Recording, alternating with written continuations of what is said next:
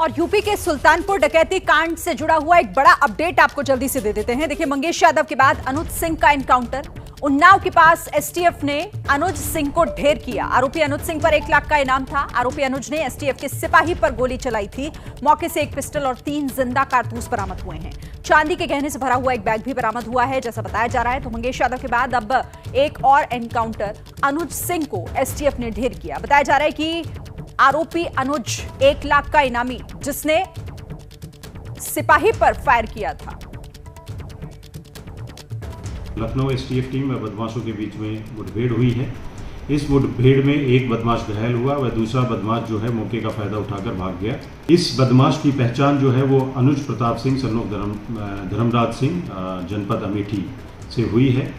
यह बदमाश 1 लाख का इनामी अपराधी था। वह सुल्तानपुर में हुई डकैती की घटना में वांछित चल रहा था। जो मौके से है उसमें 2 पिस्टल, 7 खोखा कारतूस, 3 जिंदा कारतूस तथा एक बैग बरामद हुआ है।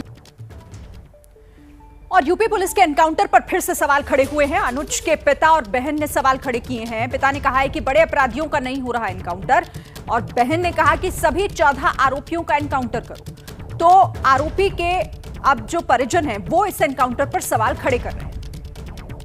उसकी वर्दी दी गई है तो उसका गलत फायदा ना उठाएं। जिसके ऊपर 36 केस हैं उसका भी इनकाउंटर करवा दे।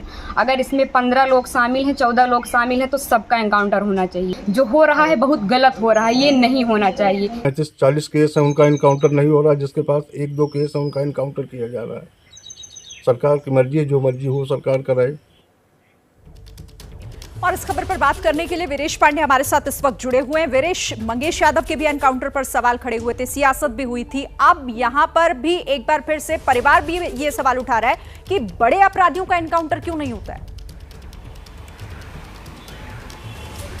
यही सवाल जो धर्मराज सिंह है, अनुज प्रताप के पिता, उन्होंने एबीपी न्यूज से कहा कि 40 जिसके ऊपर मुकदमे हैं, केस है, उसका एनकाउंटर नहीं होता। और महज एक केस था मेरे बेटे के ऊपर, मेरे बेटे को मार दिया गया। और 22 साल का है अनुज प्रताप सिंह। उसके ऊपर जो गुजरात में एक बैंक डकैती का उसके ऊपर मुकदमा था, इसके अलावा कोई मुकदमा नहीं था। ये धर्मराज सिंह का कहना है। यूपी में कोई मुकदमा नहीं था, इस पूरे मामले में वो आरोपी था। तो ऐसे में जो रवि वर्मा है, कमांडो है एसटीएफ का, उसके ऊपर उसने गोली मारी।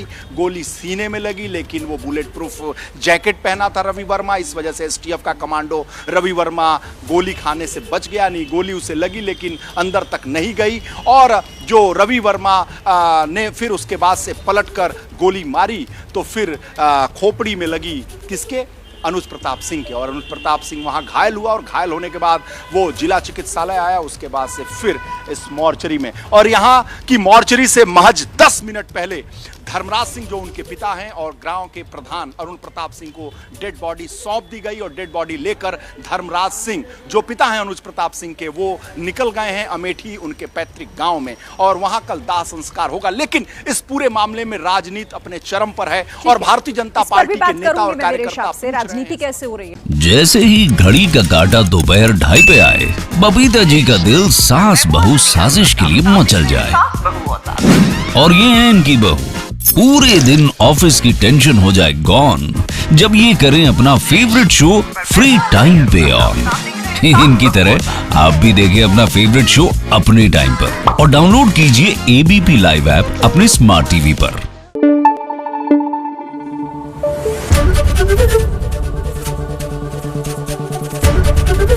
एबीपी न्यूज आपको रखे आगे।